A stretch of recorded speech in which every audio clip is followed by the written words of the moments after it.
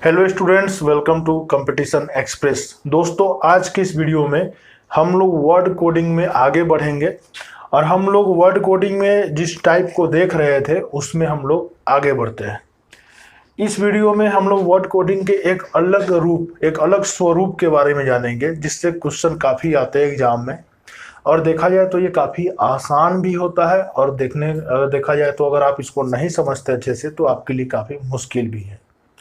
अब जैसे मैंने आपके सामने यहाँ एक क्वेश्चन रखा हुआ है। क्वेश्चन है कि यदि किसी कूट भाषा में पुलिस को शिक्षक कहा जाए, शिक्षक को राजनीतिज्ञ कहा जाए, राजनीतिज्ञ को डॉक्टर और डॉक्टर को वकील, वकील को सर्जन कहा जाए, तो बताइए अपराधियों को कौन पकड़ेगा?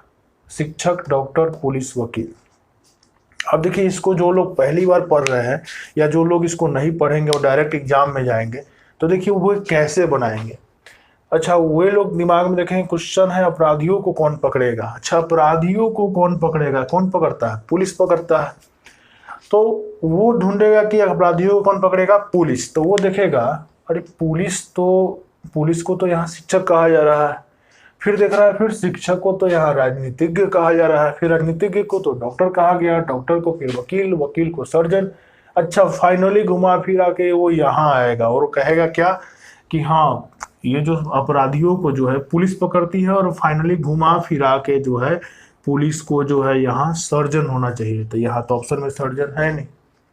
ऐसे नहीं सोचना है, ये एकदम गलत मेथड है। इस तरह से बिल्कुल भी मत सोचिएगा। हमें जो चाहिए बस हमें उसी तक सीमित रहना है। जैसे हमें पता करना है कि अपराधियों को कौन पकड़ता है। कौन पकड़ता है? पुलिस। तो हमें सिर्फ और सिर्फ पुलिस वाला लाइन ढूंढना है। और देखिए, तो पुलिस वाला लाइन कहाँ है? यहाँ है। पुलिस को क्या कहा जाता है? शिक्षक। बस आपको यहीं तक रुक जाना है, आगे नहीं सोचना है। ये नहीं सोचना है कि अच्छा फिर शिक्षक को तो राजनीतिज्ञ कहा जा रहा है, ये सब नहीं सोचना है। इस चक्कर में आपको नहीं पड़ना है।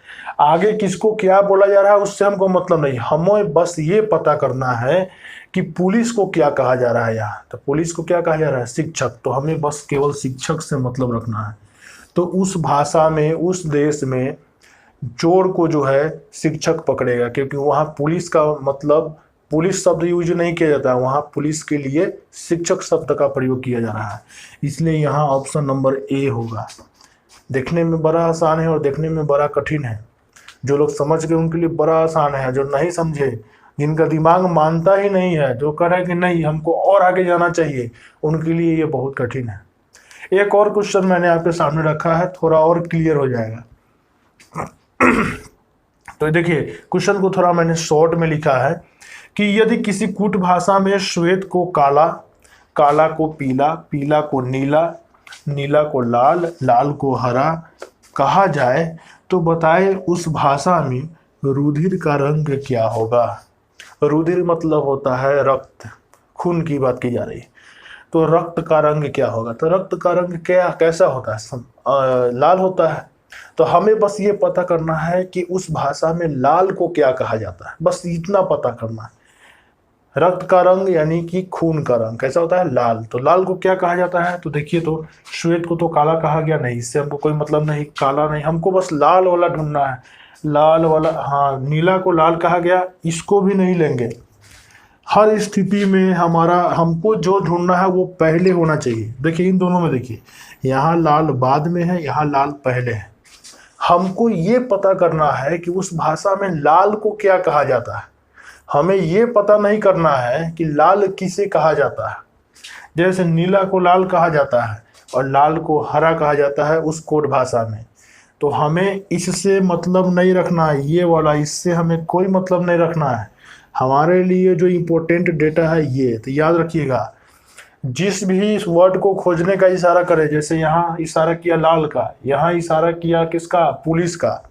तो जिसकी तरफ इशारा करे वो सबसे पहले आना चाहिए और उसका अर्थ बाद में होना चाहिए, उसी को हम लोग पिक करेंगे। तो यहाँ जो है लाल को यदि हरा कहा जाता है तो हम लोग लाल को पकड़ते हैं, और लाल का अर्थ क्या है? हरा।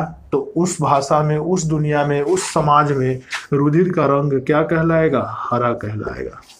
इस तरह से बनाते हैं। क्या है इसमें? कुछ है? कुछ भी नहीं है, बस समझ का फेर है। चलिए।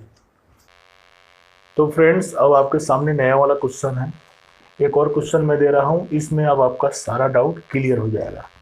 क्वेश्चन है, मैंने थोड़ा शॉर्ट में लिखा है, एग्जाम में इस प्रकार से आएगा। यदि किसी कूट भाषा में धूल को वायु, वायु को अग्नि, अग्नि को जल, जल को रंग, रंग को वर्षा, वर्षा को धूल कहा जाए तो मछलियाँ कहाँ रहती है, ये बताइए उस कूट भाषा के अनुसार। तो सिंपल, सबसे पहले तो आप ये देखिए किस वर्ड की तरफ इशारा कर रहा है। तो इशारा मिलेगा कहाँ से, क्वेश्चन से। कह रहा मछलियाँ कहाँ रहती है, मछलियाँ जल में रहती है, तो हमें इशारा मिल गया, इशारा है जल। लेकिन जल आंसर तो नहीं होगा, क्योंकि उस भाषा में जल को कुछ और कहा जाता होगा।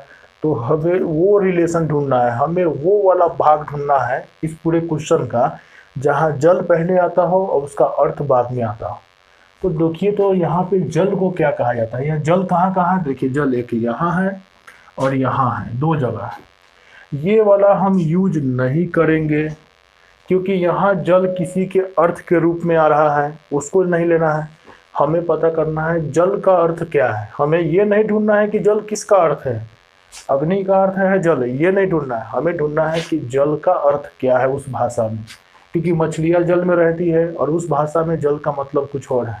तो वहाँ जल का मतलब क्या है, रंग, इसलिए यहाँ आंसर क्या हो जाएगा, रंग। तो इस तरह से फ्रेंड्स हम लोग बनाते हैं, बस आपको यही काम करना है। तो अब ये चैप्टर आपका ख़त्म हो गया। इससे संबंधित जो भी प्रश्न है आप बनाइए और क्वेश्चन को आप पूछ सकते हैं व्हाट्सएप ग्रुप में, टेलीग्राम ग्रुप में या यूट्यूब के कमेंट बॉक्स में। Thank you.